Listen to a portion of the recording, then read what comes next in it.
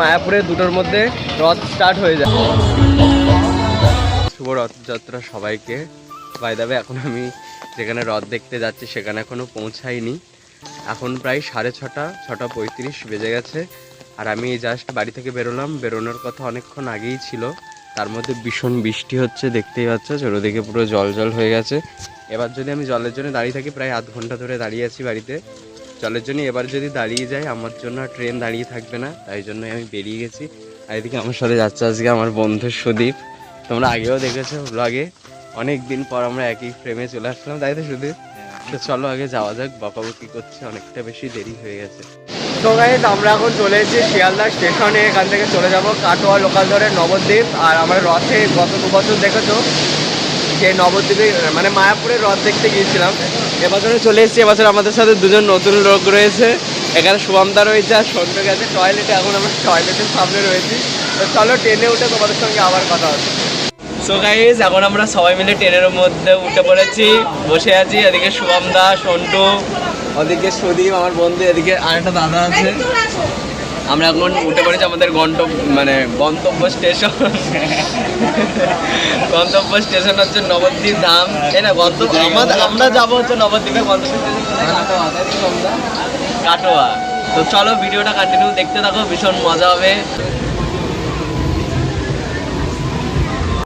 So guys, আমরা এখন নবদ্বীপ স্টেশনে জাস্ট এইমাত্র নামলাম। এবার লিফটে করে উঠে চলে যাব। মুখ চোখের অবস্থা খুবই খারাপ ভাই। মানে নবদ্বীপে আসতে ভালো লাগে, এই যে ট্রেনে 3 ঘন্টা 3.5 ঘন্টা একভাবে বসে থাকি, তখনই আমার একটু ভালো লাগে না। লিফটে করে যাব। তো চলো মঠে গিয়ে কথা হচ্ছে। সো গাইজ, আমরা এখন হচ্ছে কিনা নবদ্বীপ স্টেশন থেকে যাচ্ছি আমাদের মন্দিরে। আগেও নবদ্বীপের প্রচুর ব্লগ দেখেছো তোমরা, মানে নবদ্বীপ মায়াপুর মিলিয়ে। আজকে বহুদিন পরে আজকে নবদ্বীপে ভিডিও বানাচ্ছি আবার। আজকে রথের ভিডিও, তোমরা তো টাইটেল আর সামনের দিকে বুঝতে পেরেছো। তো ভিডিওটা এনজয় নাও।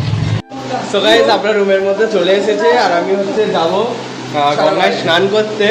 গঙ্গায় আমরা সবাই মিলে স্নান করতে যাবো। স্নান টান করে এসে তোমাদের সাথে আবার কথা হবে, কারণ ফোনে চার্জ নেই। সো গাইজ, স্নান করে আমরা অনেকক্ষণ আগেই চলে এসেছিলাম। আর এসে হচ্ছে কিনা সঙ্গে সঙ্গে ড্রেস চেঞ্জ করে নিয়ে আমরা খেতে গিয়েছিলাম।